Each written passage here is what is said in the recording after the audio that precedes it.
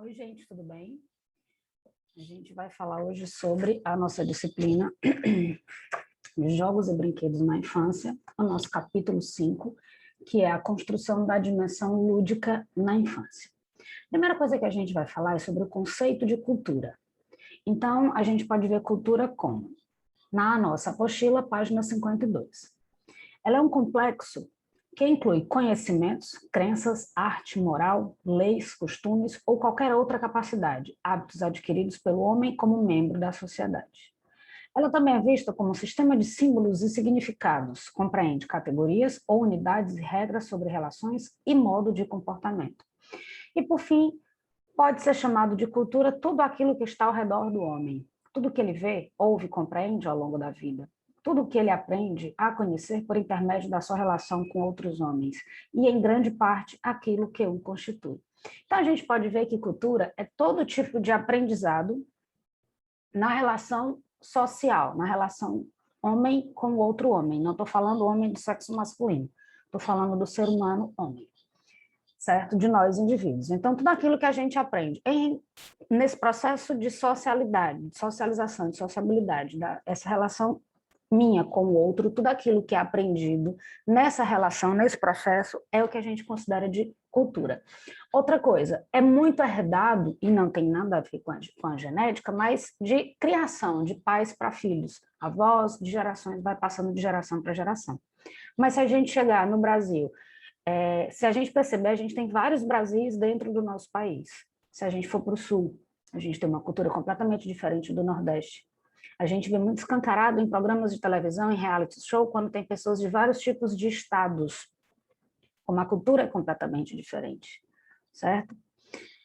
Ao pensar a relação da criança com a cultura, dois eixos são fundamentais. O primeiro é a cultura de cada grupo social e o segundo é o acervo cultural da humanidade. E aí a gente vai ver, e é bem simples a diferença. A cultura de cada grupo social, representada pelos costumes, tradições, valores, seu saber. Então, cada grupo social, às vezes, tem a ver com financeiro, tem a ver com cidade, tem a ver com interior, tem a ver com outros estados. Então, aquilo que representa o meu grupo social é o que a gente chama da cultura de cada grupo. Mas também nós temos o acervo cultural da humanidade, que está disponível na literatura, cinema, música, fotografia, pintura, escultura, poesia, e aí ela é bem mais abrangente. Já não é uma coisa mais tão pessoal, tão própria das minhas características, já tem mais a ver com a humanidade, com o ser humano enquanto humano. Já é uma coisa muito mais geral, certo? A gente vai ver agora sobre a cultura lúdica. A gente fala aqui, ó, se a criança constrói sua cultura lúdica brincando, como surge o brincar? Ou seja, como a criança inserida em uma determinada cultura aprende a brincar. Gente, pelo nome cultura lúdica, etimologicamente, a palavra lúdico vem do latim ludus, da qual são formadas as palavras aludir, iludir, ludibriar, eludir, referindo-se originalmente ao brincar. Então, é uma cultura, é um aprendizado vindo através de brincadeiras. Uma coisa muito errada que a gente escuta é quando a gente vai conversar com os pais para levar uma criança para um psicólogo. Aí os pais dizem, não, se for para desenhar e brincar, ele faz isso em casa. Não, gente, a gente se utiliza da brincadeira, do lúdico, para fazer terapia, para ensinar, para uma série de coisas. É no brincar que a criança aprende a ser adulta. É no faz de conta da vida, daquele mundinho mágico da criança, que ela começa a lidar com situações reais da vida, só que não faz de conta. E aí fica mais fácil dela carregar, dela lidar com esses sentimentos dela e lidar com essa realidade, porque ela está no mundo do faz de conta. E aí a gente vai crescendo, a gente vai amadurecendo, e aí essa parte que é do faz de conta, a gente vai se afastando, infelizmente, um pouco mais e caindo na realidade da vida. Certo? Então, brincar não é uma dinâmica interna do indivíduo, mas uma atividade dotada de uma significação social precisa que, como outras, necessita de aprendizagem. Então, gente, o brincar, ele não é só para se divertir apenas. A gente se utiliza dessa parte do divertimento, dessa parte da diversão, dessa parte do ser bacana, ser legal, ser leve, para transformar em aprendizagem. Então, vem aqui, ó. Se a criança constrói sua cultura lúdica brincando, como surge o brincar? Ou seja, como a criança inserida em uma determinada cultura aprende a brincar. Então, para a gente poder responder essa reflexão, a gente vai se apropriar de dois autores, que é o Bandioli e Mantovani, que ele aborda a construção do espaço do jogo entre adulto e a criança, apontando 3 fases dessa aprendizagem. Quais são elas? A primeira fase, para a criança pequena, o adulto é o seu maior brinquedo. Certo? Então, se o adulto se torna o primeiro brinquedo para a criança, então as primeiras brincadeiras são constituídas por situações felizes que são compartilhadas pelo adulto e pela criança. Quando ela é muito recém-nascida, quando ela é muito bebezinha, o pai dá beijo na barriga, faz cosquinha, e ali tem um momento de felicidade, tem um momento de satisfação, e aí a criança se relaciona com o adulto como se o adulto fosse um brinquedo, e através desse tipo de relação é que a criança começa a entender o que é o brincar, que é vista como a primeira fase. Na segunda fase, o corpo como brinquedo, da boca para a mão. E aí é quando a criança descobre a mão, é quando a criança descobre o pezinho, e aí ela fica colocando a mão na boca e ela vai brincar com o próprio corpo. O mundo é algo a ser sugado. E aí tudo que a criança vê no mundo, ela vai e leva para a boca. Certo? E a terceira fase é a descoberta do objeto. Então, vocês entendem que a primeira fase é o adulto é o brinquedo. Na segunda fase, tudo eu levo da mão para a boca, eu pego nas coisas e vou colocando na boca, eu vou descobrindo o meu corpo como um objeto de brinquedo. E no terceiro é o próprio objeto. E aí a gente vai começar a ver os brinquedos da criança que ela pega e transforma em algo lúdico. Dos 4 aos 8 meses de idade, o bebê começa a demonstrar atenção a tudo aquilo que está ao alcance de suas mãos, ou tudo aquilo que é possível fazer com suas mãos. Então, é o momento em que ele pega nos brinquedos, ele se apropria e traz para a vida dele, ou para a boca, ele vai brincar de alguma forma. E ele vai ter essa relação com esse objeto. Então, assim, podemos nos questionar até que ponto o jogo se torna uma atividade lúdica. Para refletir sobre essa inter-relação entre o jogo e ludicidade, vamos adotar o conceito de jogo e sua expressão como atividade lúdica. A gente já viu nos nossos capítulos atrás a diferença entre o brinquedo, a brincadeira e o jogo. Então, a investigação sobre a palavra jogo tem sido feita por muitos autores, mas também por novos estudiosos do assunto, que apontam a dificuldade em definir o jogo devido à variedade existente em suas relações com a aprendizagem. O que é que acontece? Para esses autores, o conceito de jogo e sua articulação com determinado contexto levam-nos a uma polissemia de sentidos. São vários sentidos. O que é que acontece? Tem jogos que têm vários tipos de regras e eles são muito metódicos, métodos. Já outros são mais leves, então é por isso que é tão difícil para alguns autores chegarem num consenso. Por isso que vem a ideia da polissemia de sentidos. São vários sentidos, várias formas de se olhar e se diagnosticar um jogo. Certo? Então, o que você entende pela palavra jogo? Quais são os seus usos legítimos? Pode-se dar a ele uma definição ou uma delimitação? Esse é o ponto maior de dificuldade, porque não se pode, e aí a gente vai ver. São questões que perpassam o âmbito da educação, principalmente quando associamos a ação do jogo com a construção do conhecimento. Quando o jogo ativo se desenrola, há o sentido da situação lúdica. No entanto, em se tratando dos materiais, certos objetos são designados como jogo e outros como brinquedo. Então, tem certos objetos que eles têm regras para serem usados, por isso que são jogos. E outros não, você simplesmente se utiliza da forma que você quiser, é livre. Então, está aí a propriedade do brinquedo. O brinquedo supõe uma relação com a infância e uma abertura, uma indeterminação quanto ao uso. E é o que eu acabei de falar, o brinquedo é livre. Indeterminação quanto ao uso, eu não preciso usar de determinada forma. Isto é, a ausência da relação direta com o sistema de regras que organize sua utilização, que aí já entra a parte dos jogos. Os jogos, sim, você precisa de determinação quanto ao uso. Os jogos, ao contrário, implicam explicitamente no uso lúdico, que assume, em geral, a forma de regra. Então, para a gente jogar, a primeira coisa que vem, se a gente compra, vai numa loja qualquer e vai comprar um jogo, a primeira coisa que tem na caixa ou em algum manual são as regras do jogo. Se você compra um brinquedo, não tem regra, você brinca da forma que você quiser. Agora a gente vai conversar um pouquinho sobre o jogo e a educação. No relatório da Comissão Internacional sobre a Educação para o século XXI, coordenado por Deloitte para a Unesco, propõe-se 4 pilares para a educação contemporânea. E aí, gente, a gente vai falar bem devagarzinho sobre cada um deles. O primeiro é aprender a conhecer, depois aprender a fazer, depois aprender a viver juntos e depois aprender a ser. E aí, vamos lá. No relatório de Deloitte, o primeiro pilar menciona que não basta a pessoa acumular no começo da vida uma determinada quantidade de conhecimento, que permanecerão indefinidamente. É preciso que a escola transmita aos alunos o impulso para aprendizagens futuras, o gosto e o prazer de aprender, ou seja, aprender a conhecer. Às vezes eu tô dando uma aula para vocês e no final da aula é como se eu lembro que uma aluna minha, numa outra disciplina, ela disse, professora, parece que a aula da senhora é como se fosse um pirulito na boca de criança.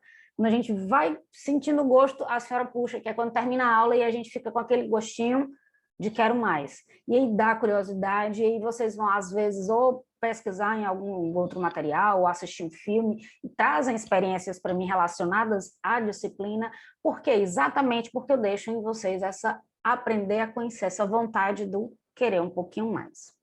O segundo pilar é aprender a fazer. Do que me basta conhecer se eu não faço? Aponta a ideia de que ensinar os alunos a pôr em prática os seus conhecimentos é juntar o saber ao saber fazer. Eu gosto muito de comentar sobre todo técnico de futebol sabe jogar futebol? Não. Na verdade, vários técnicos de futebol não sabem jogar. Eles sabem como fazer jogar. Aí eu pergunto, imagina um técnico que foi jogador e um técnico que não foi jogador. Pela lógica, qual é o que tem mais sensibilidade para gerir? O que foi jogador. Porque além de conhecer, além de saber, ele sabe fazer. Certo? Então, aponta a ideia de juntar o conhecimento do saber ao saber fazer, a fim de que esses alunos adquiram competências que os tornarão aptos a enfrentar situações e circunstâncias ao longo de suas vidas. Então, não basta só conhecer, certo? Eu tenho que saber fazer também. O terceiro pilar é aprender a viver juntos. E aí, gente, a gente percebe claramente quando a gente está com o neném da gente em casa, e aí a gente nunca levou para o colégio, para a creche ou para alguma coisa assim. Quando ele tem uma realidade dentro da casa dele, ele é dono de tudo, ele tem a verdade absoluta. Primeira semana de escolinha, 15 dias, você já percebe uma diferença da relação dessa criança com o outro, porque ele aprende a conviver junto. Porque do mesmo jeito que ele quer, todos os coleguinhas do colégio, da escolinha dele vão querer. E aí vão entrar no tapa tudo junto. Para que isso não aconteça, vem a professora e começa a mediar, fazer a mediação e dizer o que pode e o que não pode, e aí para eu poder brincar com um amiguinho, eu tenho que respeitar a vontade do amiguinho, e para esse amiguinho brincar comigo, ele tem que respeitar a minha vontade. E é quando a gente aprende a viver juntos. Aprender a viver juntos torna-se um dos maiores desafios da educação nesse novo século, pois a descoberta do outro passa necessariamente pela descoberta de si mesmo. O que é que acontece muito, gente? Uma das maiores dificuldades que está acontecendo agora é o relacionamento interpessoal, entre pessoas. Por quê? Para eu aprender a lidar bem com o outro, eu tenho que antes aprender a lidar bem comigo. Então, antes da gente falar nas relações interpessoais, entre pessoas, eu falo da intrapessoal. Sou eu comigo mesma. Esse termo não existe, certo? Então, eu preciso me conhecer. Depois que eu me conheço, que eu conheço quem eu sou, conheço os meus limites, aí sim eu consigo ter uma relação com o outro. Porque quando eu olho para o outro e vejo, seja lá o que for, é um espelho refletido da minha imagem e semelhança. Então, tudo aquilo que me incomoda no outro, se eu parar para olhar, eu me incomodo em mim. E aí é muito fácil, a gente vê o mundo com os nossos olhos. Quem já foi mãe, quem já engravidou, sabe que quando você sair de casa, parece que todos os outdoors da cidade falam de fralda, fala de coisa de mulher grávida. E aí, quem nunca engravidou não vê nenhum deles. Professora, parece que por onde eu passo, todo mundo fala de gravidez. Não, todo mundo fala sobre tudo. Só que você só percebe aquilo que lhe interessa. certo? E aí é exatamente esse aprender a viver junto. E aí, quando eu aprendo a lidar com o outro, eu aprendo a entender que aquilo que eu estou vendo no outro é meu. Em vez de eu querer que o outro mude, eu mudo. E aí a relação fica muito melhor com o mundo. E o quarto pilar é aprender a ser. Então, não basta apenas conhecer, eu tenho que conhecer, eu tenho que fazer, eu tenho que viver junto e tenho que ser. Designa a educação a tarefa de contribuir para o desenvolvimento total da pessoa, proporcionando a todo ser humano condições para elaborar pensamentos autônomos e críticos e para formular os seus próprios juízos de valor. Então, gente, outra coisa que eu gosto muito de fazer nas nossas aulas, não é só através da matéria, passar a matéria para vocês, eu gosto de fazer com que vocês pensem. Eu tento fazer com que a matéria que eu trago, a forma, a didática que eu me utilizo para ensinar vocês, transforme vocês, certo? Então, não basta ensinar a matéria em si. O meu intuito é transformação.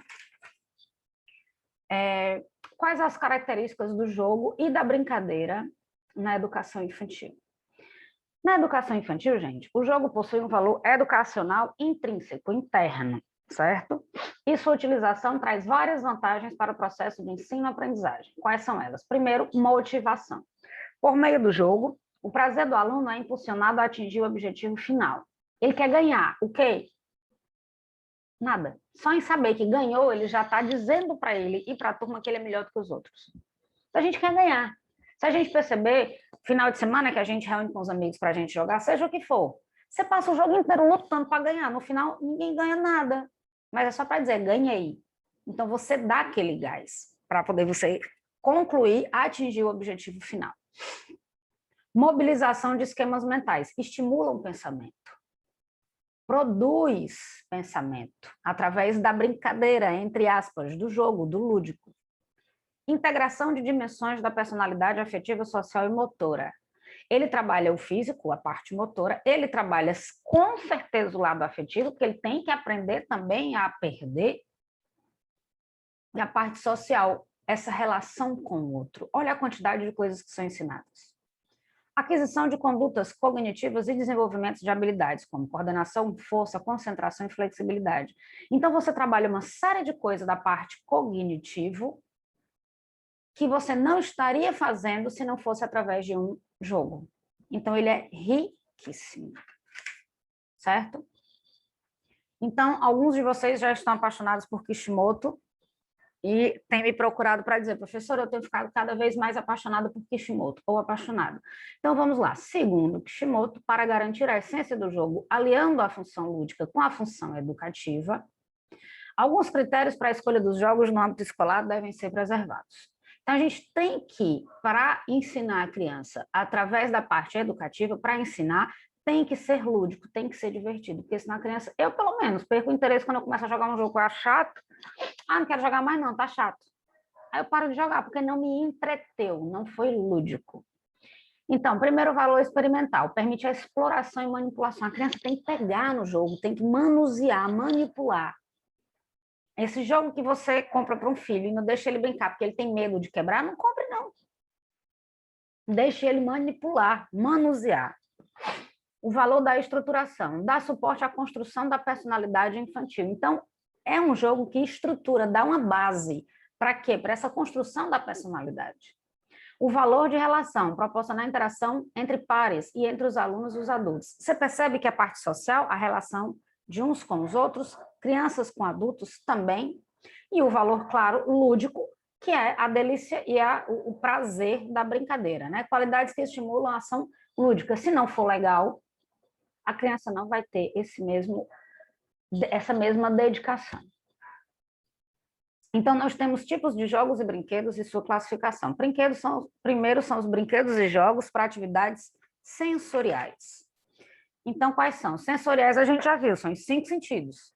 Então, a gente tem jogo sensorial visual, trabalha a parte visual, tem o auditivo, tem o tátil, o olfativo e o gustativo. Então, sim, criança brinca com comida. Então, sim, criança brinca pegando, sentindo o cheiro, botando na boca, vendo, ouvindo, sim. a gente percebe que tem vários brinquedos que estimulam exatamente essa parte dos sentidos, principalmente nas primeiras fases da criança, né? Brinquedos e jogos para atividades motoras que proporcionam o movimento. Nós temos alguns. Primeiro, jogo de preensão, certo? O próprio nome, se você prestar bem atenção, é esse de contato. Por exemplo, bolinha de gude, é um jogo de preensão. Jogo de deslocamento, que você sai de um canto e se desloca a outro. Por exemplo, corrida do saco. Jogo de orientação espacial. Corda, não sei se vocês conhecem, mas antigamente a gente brincava muito de elástico, certo? Ou então, amarelinha, se eu me desequilibrar, eu tenho que estar trabalhando dentro daquele espaço físico. Jogos de orientação temporal, que a gente fala sol, chuva, noite, dia, levanta, fica em pé, sentado, fica parado. Então, para você se localizar temporalmente. Jogos de flexibilidade, esse não dá para mim, que é aquele twister, que fica aquele tapete no chão, cheio de bolas coloridas, e a pessoa diz, coloque a mão direita na bola amarela, você vai e põe. Coloque o pé esquerdo na bola azul, aí você coloca o pé, e você vai ter que se equilibrar junto com várias outras pessoas dentro daquele espaço. E com flexibilidade, perde quem cai, certo? O elástico também, a corda também é um jogo de flexibilidade, de coordenação, porque se você não tem, você erra. Jogos de agilidade, pega-pega, vários jogos que têm essa coisa do calor humano, né? Que são os jogos de agilidade. Jogos de resistência e força, cabo de guerra. E jogos de manipulação, tudo aquilo que você manipula para você fazer uma torre ou para brincar manipulando, certo? O brinquedo. Vamos ver o que mais. Procurando aqui. Aqui tem vários, que aqui na nossa apostila tem vários exemplos de jogos, certo? Vários. Jogos que promovem habilidade linguística, oral e escrita. Aí tem, por exemplo, eu lembro que a gente fazia o telefone sem fio, acho que era, que a gente fala na pessoa, a pessoa vai falando para o outro, vai falando para o outro, no final não tem nada a ver com aquilo. Então, tem vários. Aí tem jogos de desenvolvimento da linguagem oral, de adivinhação. O que é grande antes de ser pequeno? A vela. Então, a gente precisa verbalizar. Aí, aqui são vários exemplos de jogos, tem vários exemplos. Trava-língua. O tempo perguntou para o tempo qual o tempo que o tempo tem. E o tempo respondeu para o tempo que não tem tempo de dizer para o tempo que o tempo do tempo é o tempo que o tempo tem.